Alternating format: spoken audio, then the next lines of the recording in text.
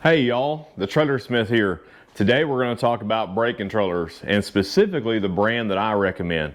These are Tekonsha brake controllers. I've been using this controller for 25 plus years.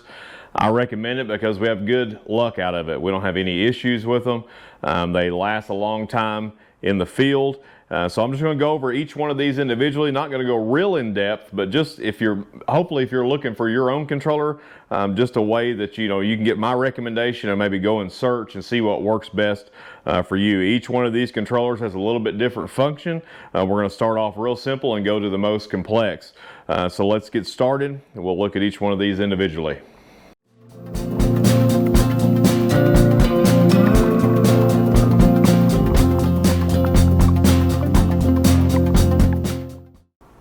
We're going to start first with the Tekonsha Voyager. This controller has been around for a long time. This is what I use in one of my tow vehicles. And when I first started installing this brake controller years ago, it was a hydraulic setup that you had to tap into the factory hydraulic lines. This is an analog controller. It just has a light to show you that it's working.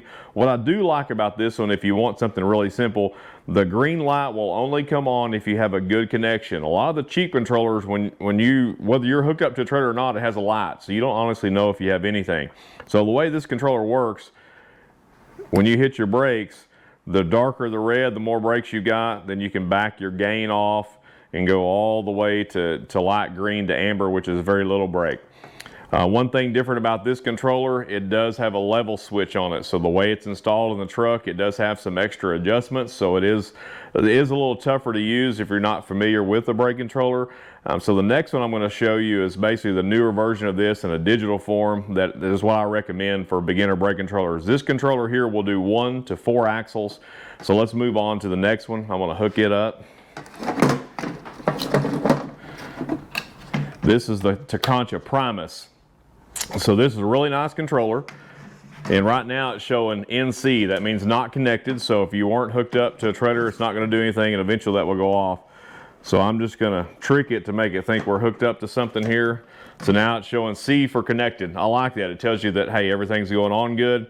The thing about this, it gives you some more options as far as mounting positions. It will self-level, so you don't have to worry about the level switch. You just have a gain, and then you have a boost. So when you turn it on, like if you were hitting your brakes or that, it's going to show you a digital display that you can turn the voltage, your gain. So you can go from 0, it'll go all the way up to 10. It does have this boost mode, which is nice if you're in elevation. If you're going on a trip in the mountains, you can hit the boost 1, 2, and 3. That'll give you a little bit more initial braking when you first hit your controller, just to help you in stopping. Like I said, especially if you're pulling a travel trailer or camper or something up in the mountains. This is a very simple controller to use. It will do up to 3 axles on electric brakes. I sell more of this than anything, so I recommend this just for your basic controller, the Primus. Next we have the Tekonsha Prodigy, or the P2. This is another step up. That's the next series after the Primus. As this one shows right now, we're not connected, so it would show NC or it would show nothing. If I trick it to show you, it's going to give you a C for connected. And if you hit your manual slide on there, it has a gain control that'll go all the way up to 12. It also has the boost 1, 2, and 3, just like the Primus does for the elevation or terrain. This one also has a function that the Voyager and that the Primus does not have. This has the capability to run electric over hydraulic brakes. We see that quite a bit. If you have a factory controller, most factory controllers will not run electric over hydraulic brakes. I know Ford does, but the other ones won't. And the problem is, if you're running electric over hydraulic brake system without the proper brake controller, you will burn up the pump. There's just too much voltage delay from the time you hit your brake pedal till it actuates the pump and the brake system on there. So if you're pulling electric over hydraulics, I highly recommend going to an aftermarket brake controller. This is the P2. When you go into electric over hydraulic mode, there are a few steps that it will show you in the instructions to get it there, and you do have to switch back and forth between electric and electric over hydraulic. But this is a great controller. It's very simple to use, has multiple mounting positions.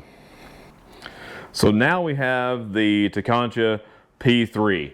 This is a very good controller. It is a expensive controller. This is the one we use on our test car that when we're doing a brake job or testing a customer's trailer. That's why it's a little bit dusty in use. But this controller will do electric and electric over hydraulic. It's very easy to switch in between those two functions. It has boost buttons. This also has a capability if you pull multiple trailers. So like if you're pulling your fifth wheel for a trip, or if you're just pulling your 16-foot, it has the capability to remember those different trailers in there, and you can have those preset in there when you plug it up. So that does make that nice. Again, it has the same functions as the other ones, just has a few more bells and whistles.